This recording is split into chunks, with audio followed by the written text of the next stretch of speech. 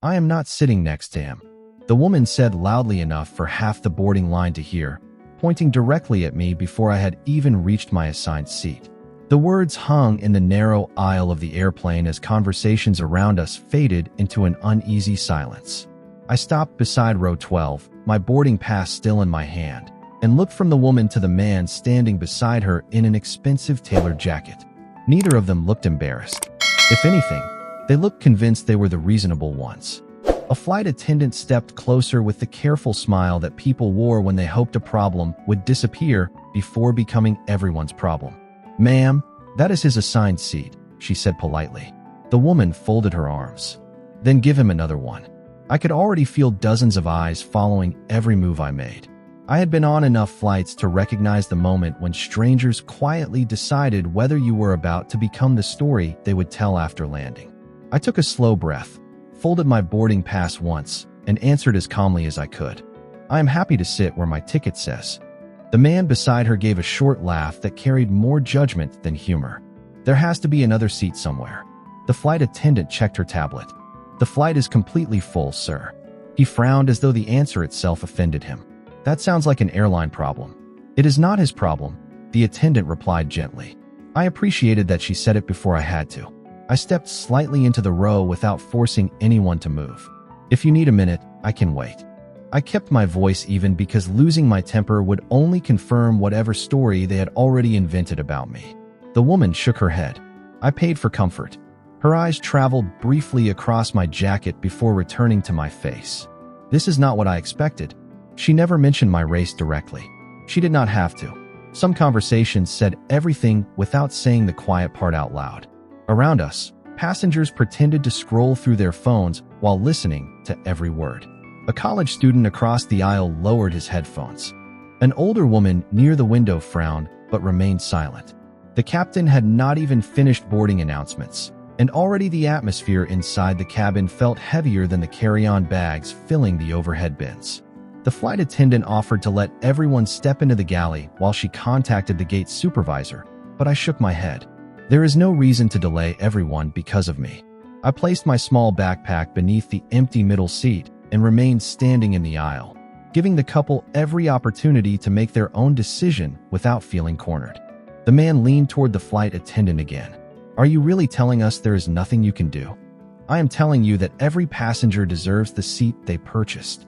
For the first time, the woman looked directly into my eyes. There was no curiosity there, only certainty built from assumptions she had made before learning a single thing about me. I met her gaze without anger. My mother had taught me years earlier that dignity could be louder than an argument when you refuse to let someone else define your worth. Still, I could not ignore the knot tightening in my stomach.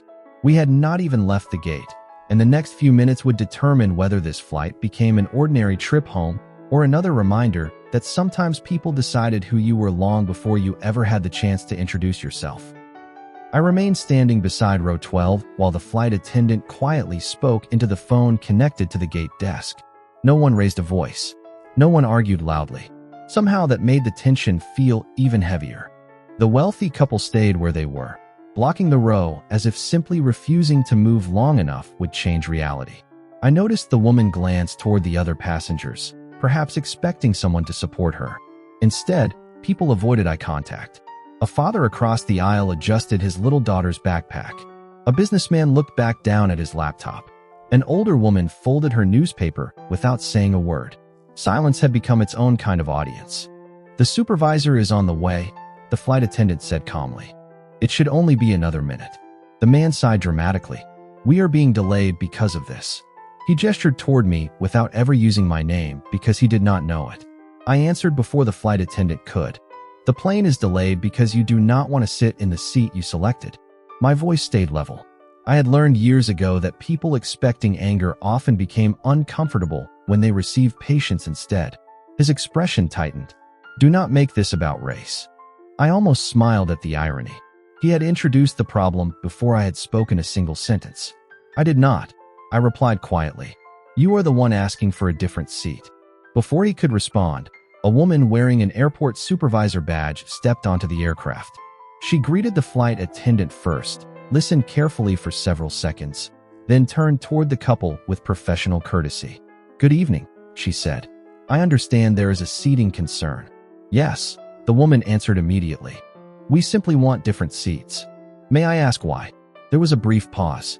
It lasted only a few seconds, but it seemed much longer.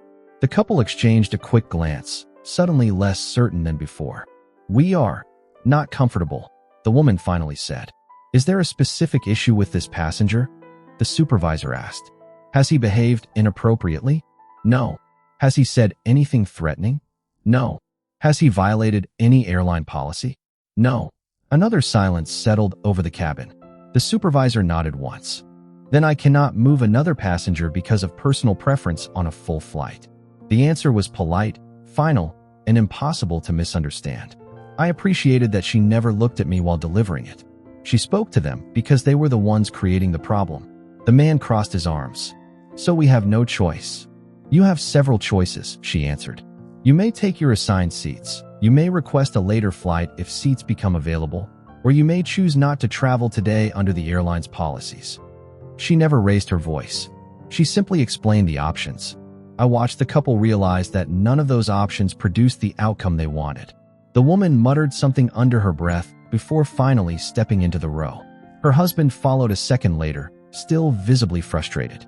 I waited until they had settled before placing my backpack beneath the seat in front of me and taking the aisle seat listed on my boarding pass. I fastened my seat belt without looking toward either of them. There was nothing left to win. The cabin slowly returned to its normal rhythm. Overhead bins closed one after another.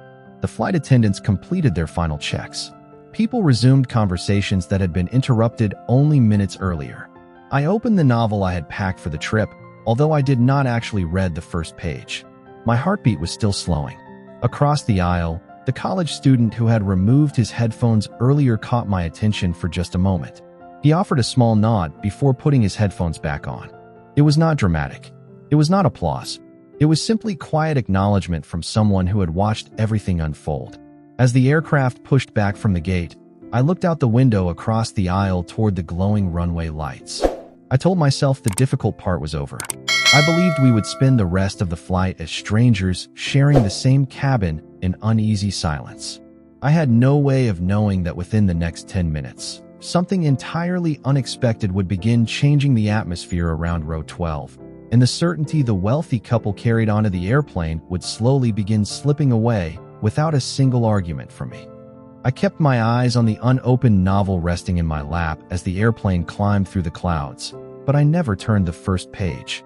The engine settled into a steady hum, and the seatbelt sign remained illuminated while the cabin adjusted to the familiar rhythm of departure. The couple beside me had not spoken to me since we left the gate.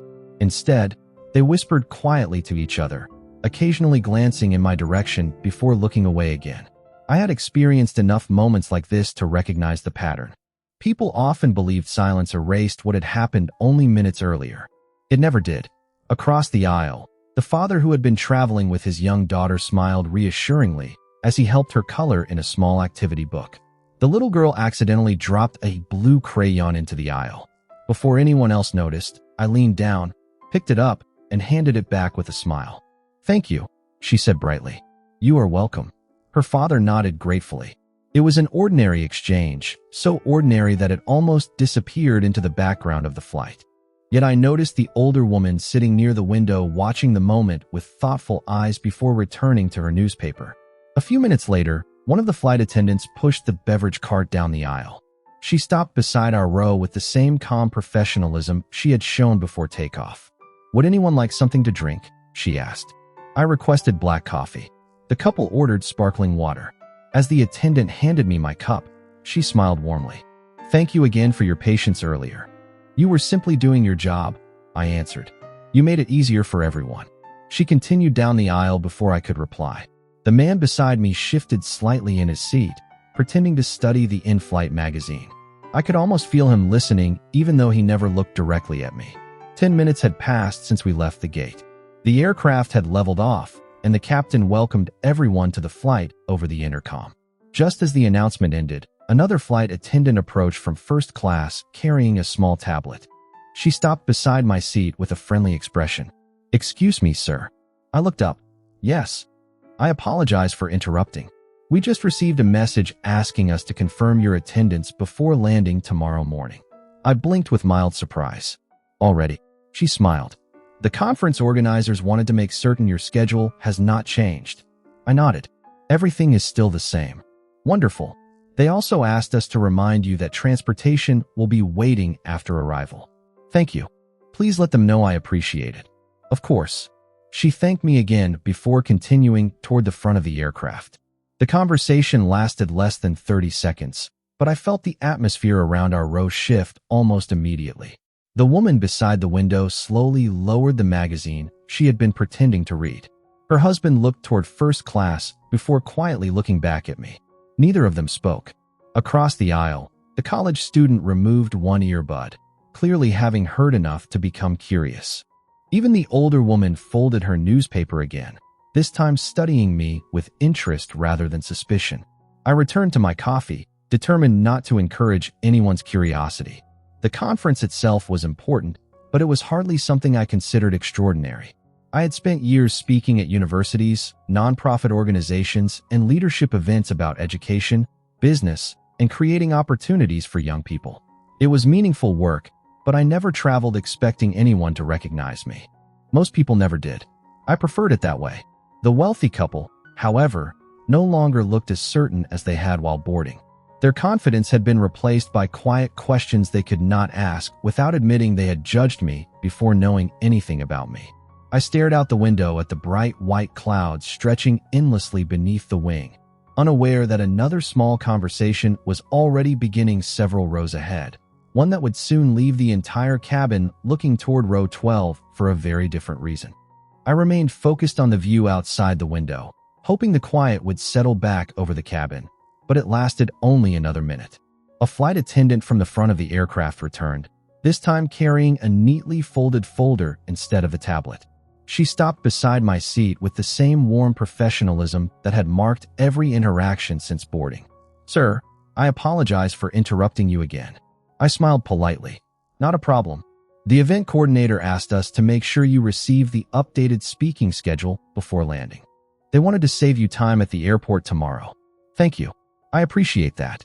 She handed me the folder, and I slipped it into my backpack without opening it. I had reviewed the schedule before leaving home and knew nothing inside would surprise me. The exchange lasted only a few seconds, but it drew even more attention than the earlier conversation. The wealthy couple no longer pretended not to notice. The woman glanced at the airline logo on the folder before looking toward the flight attendant. "Excuse me," she said carefully. "Is he someone important?" The attendant answered with the same measured courtesy she had shown all afternoon. "I am sorry, ma'am, but I cannot discuss another passenger." She smiled politely and continued down the aisle. The answer revealed almost nothing, yet somehow it changed everything. Curiosity replaced certainty. The man beside the window shifted uncomfortably in his seat, crossing and uncrossing his arms. I could almost hear the questions running through his mind. Across the aisle, the older woman who had watched the boarding incident leaned slightly toward me once the flight attendant had moved away. "I hope you do not mind me asking," she said softly. "Are you speaking at a conference?" I closed the novel resting on my lap. "Yes, ma'am." "What kind?" "Leadership and educational opportunity." She smiled warmly. "That sounds meaningful. I have been fortunate enough to work with organizations that invest in students who need opportunities." "That is wonderful." Her response carried no exaggerated admiration, only genuine kindness. The conversation ended there because neither of us felt the need to impress the other. A few rows ahead, the father traveling with his young daughter overheard enough to become curious as well. When the little girl asked why everyone had been looking toward our row earlier, he answered quietly, but clearly enough for me to hear. Sometimes grown-ups forget to learn about people before judging them. He never looked toward the wealthy couple while saying it. He did not need to. The sentence floated gently through the cabin before disappearing into the steady sound of the engines. The woman beside me stared out her window, avoiding everyone else's eyes. Her husband reached for the in-flight magazine again, but never turned a page. Their confidence had slowly dissolved into an awkward silence neither seemed able to explain. I felt no satisfaction watching it happen. Embarrassment, even when deserved, was never something I enjoyed witnessing. My mother used to remind me that another person's mistake should never become an excuse to lose compassion. Those words returned to me often during moments like this. Several minutes later, the lead flight attendant walked through the aisle once more, this time stopping only long enough to ask whether I needed a refill of my coffee before continuing her service to everyone else. She treated me exactly as she treated every other passenger, and that ordinary professionalism mattered more than any apology ever could. I thanked her and accepted another cup before returning my attention to the clouds outside the window. The cabin had become noticeably quieter than before takeoff. Conversations had softened. Even the couple beside me no longer whispered complaints. Instead, they sat in thoughtful silence, as though the story they had created about me at the gate had begun falling apart piece by piece. I did not know exactly what they believed now, and I was not interested in guessing. What mattered was that, for the first time since boarding, they were no longer looking at the color of my skin first. They were beginning, however reluctantly, to wonder who I actually was, and that quiet shift in perspective would soon be tested in a way none of us could have expected. I accepted the fresh cup of coffee and thanked the flight attendant before setting it carefully on the tray table. The warmth rising from the paper cup gave me something ordinary to focus on while the atmosphere around row 12 continued to evolve in ways no one had expected an hour earlier. The wealthy couple remained unusually quiet. Their silence no longer carried confidence. It carried uncertainty. Every so often, I noticed the man glance toward the folder resting inside my backpack before quickly looking away.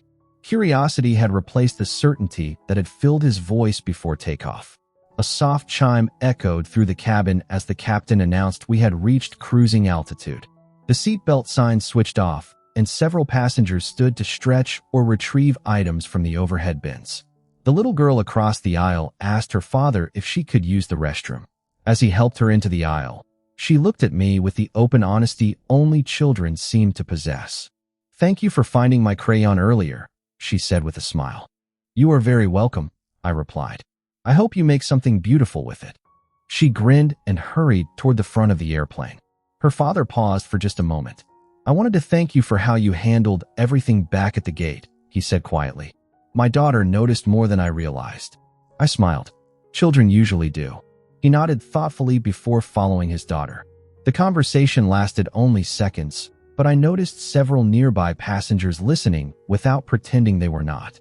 A few minutes later, the older woman across the aisle leaned over again. "My grandson just started college," she said. "He wants to become a teacher." "That is wonderful," I answered. "The world always needs good teachers. He worries he will not make much money." I smiled gently. The best teachers rarely measure success by a paycheck. She laughed softly. "I think he would like talking with you."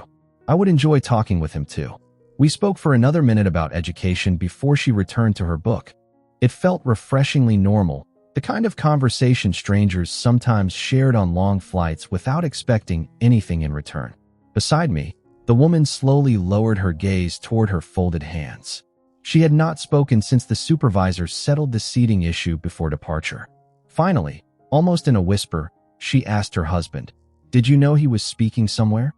He answered just as quietly, "No." "Then why?" Her sentence faded away unfinished.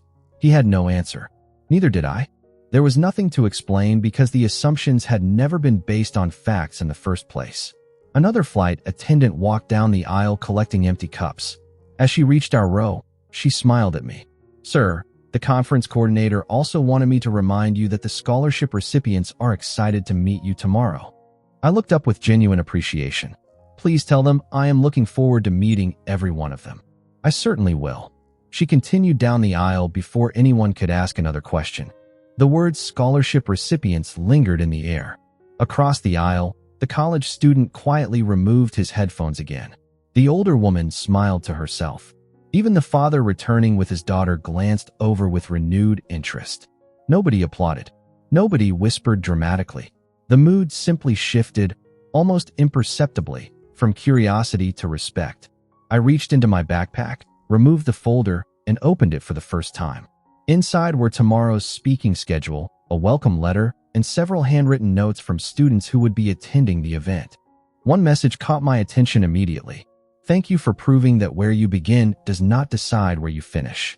I read the sentence twice before carefully folding the letter closed again. Those words mattered far more to me than any introduction or title ever could. As I slipped the papers back into the folder, I sensed movement beside me. The man who had insisted he could not sit next to me cleared his throat quietly. It was the first sound he had directed toward me since we boarded the airplane. And before he spoke another word, I could already tell that whatever came next would sound very different from the first sentence I had heard him say that afternoon. I looked toward him without saying anything. For several seconds, he seemed unsure whether to continue, almost as if he expected me to rescue him from the awkwardness he had created himself. Finally, he cleared his throat again. "May I ask you something?" His voice was noticeably quieter than it had been at the gate. "Of course," I answered. He hesitated before speaking. "What exactly do you do?" It was a simple question, yet I could hear everything hiding beneath it.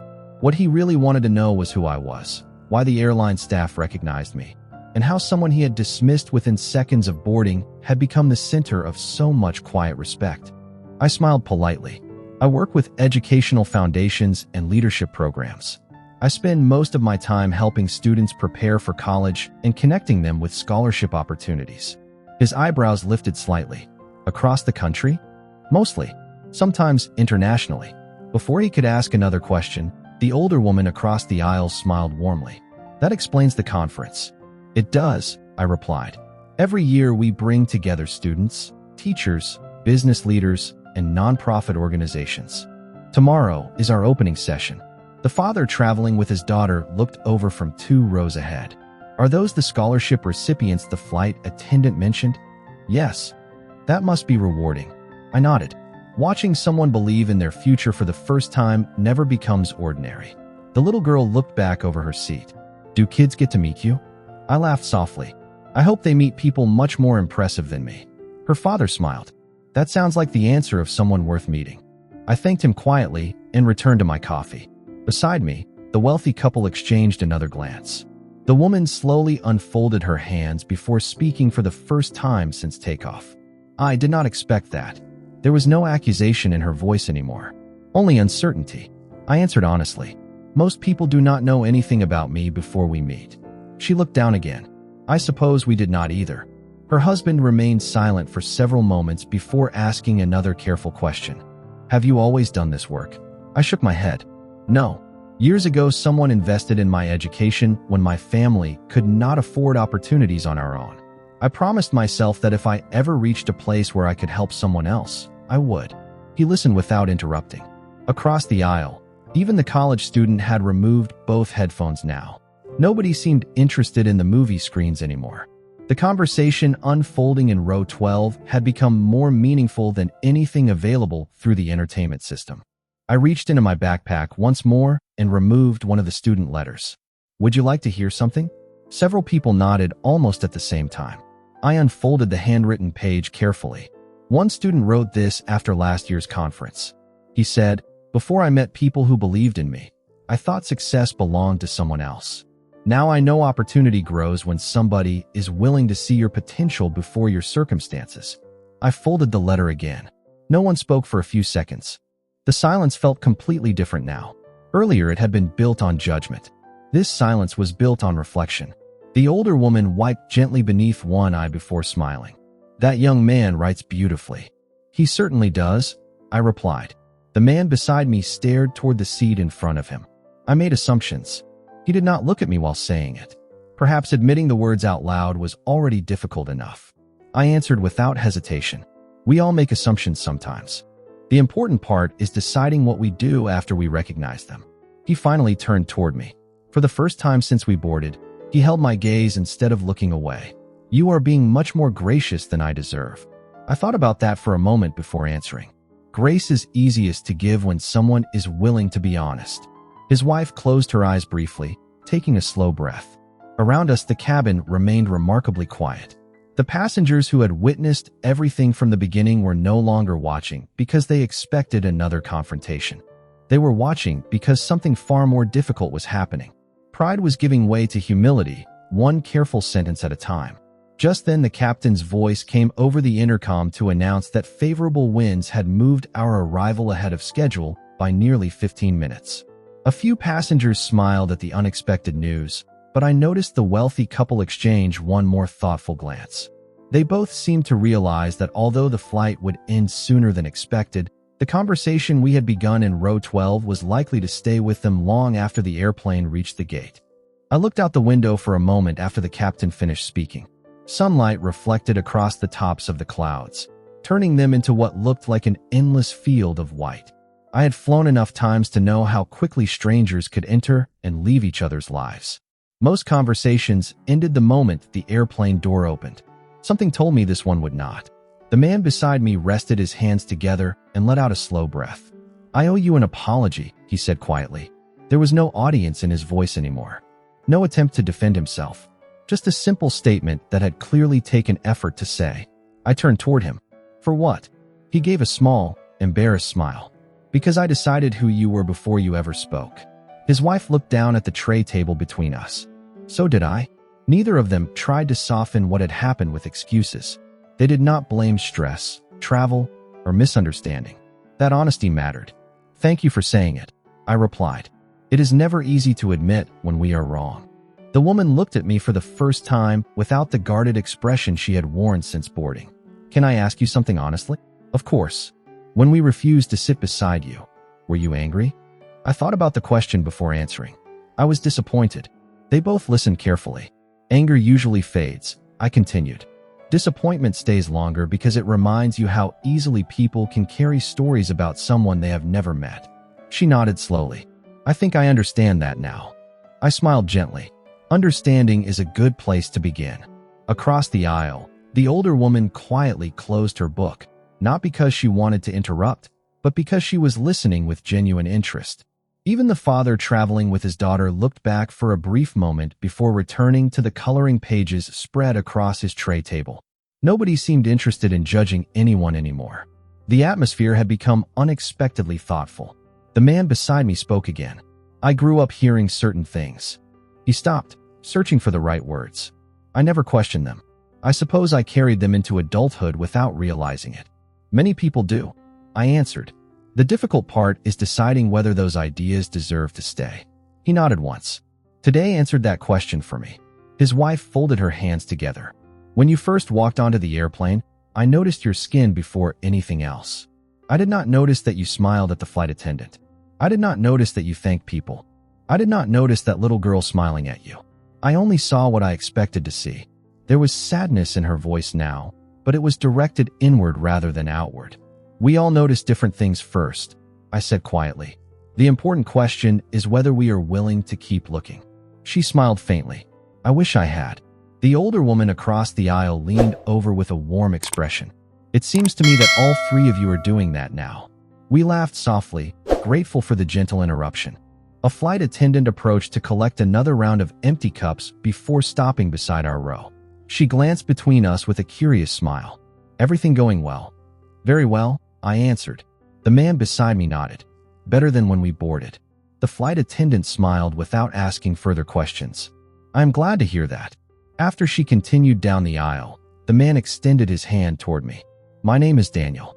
I accepted the handshake. "It is nice to meet you, Daniel." His wife smiled. "I am Rebecca." "It is nice to meet you too."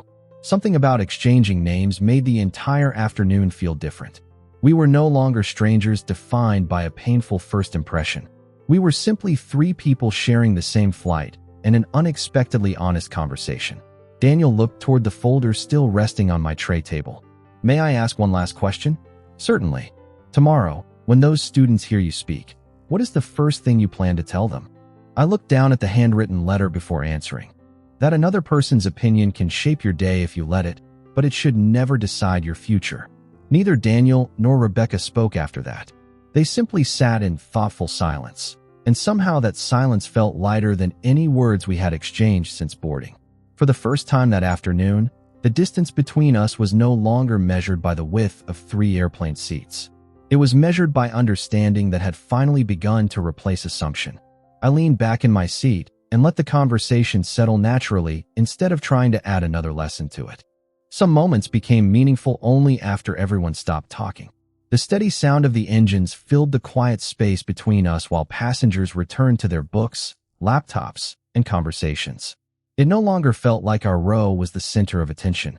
That, more than anything else, felt like progress. Daniel looked out the window for a while before turning back toward me. "Can I tell you something?" he asked. Of course. When we boarded, I was worried about appearances. I kept thinking about comfort, status, and what other people might think if something made me uncomfortable. I never once considered what my behavior might say about me. I nodded slowly. That realization takes courage. He gave a small laugh.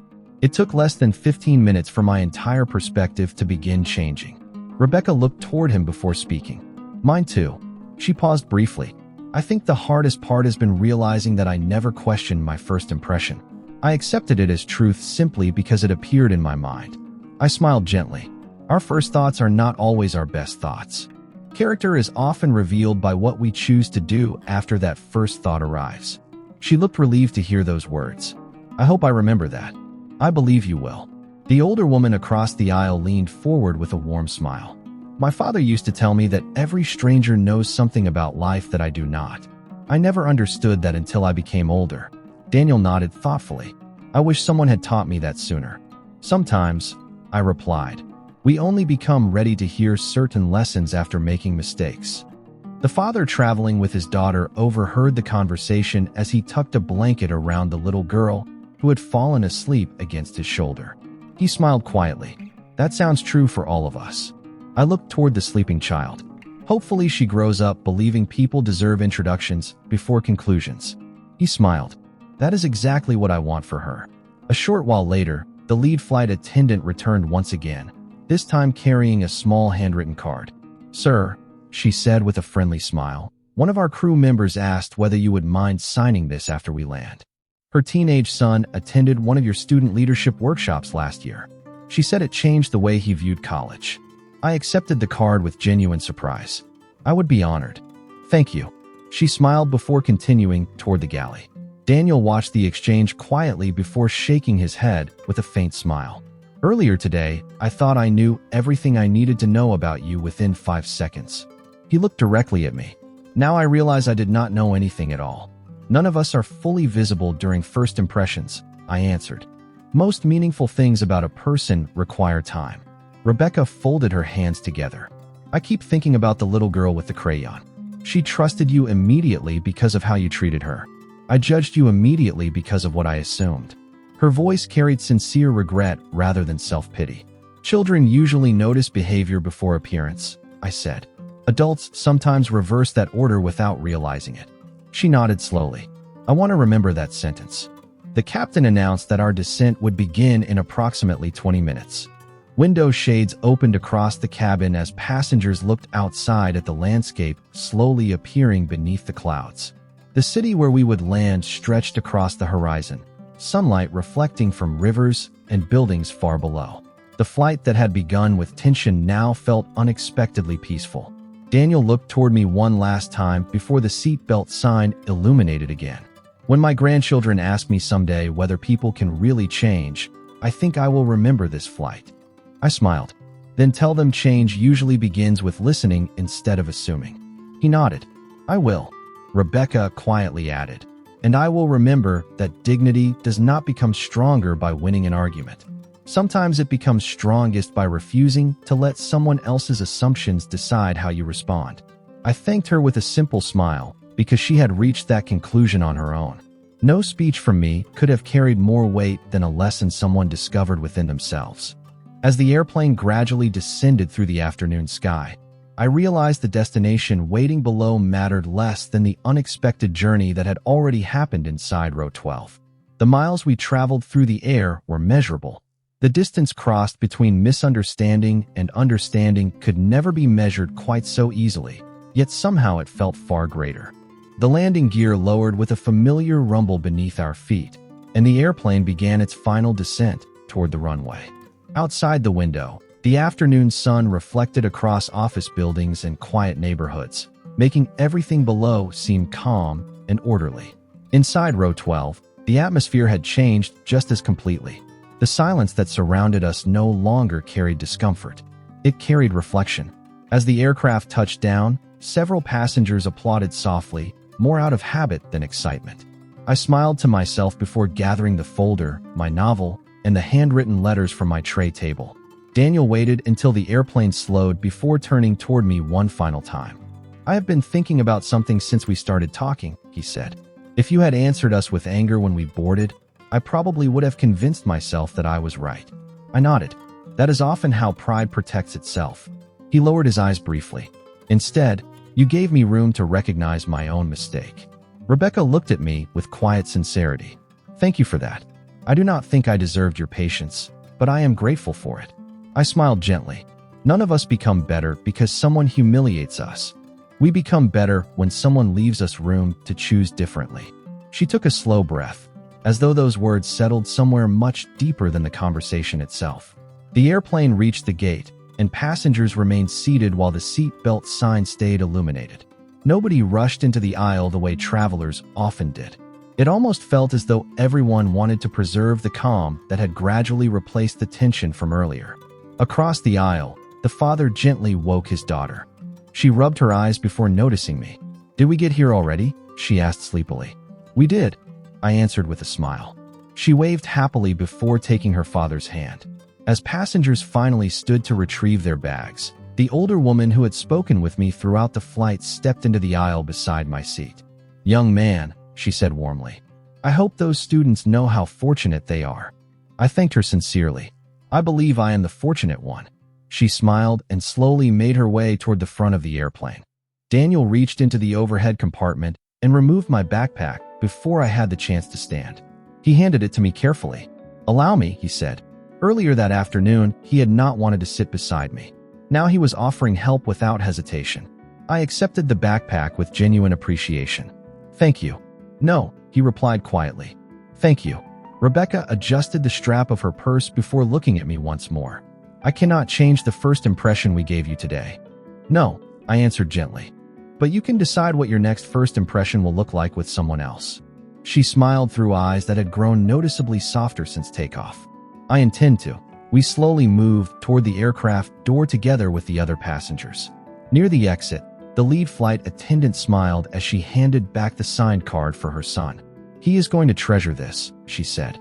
Please tell him I am cheering for him. I replied. I will. As I stepped into the jet bridge, I heard someone call my name.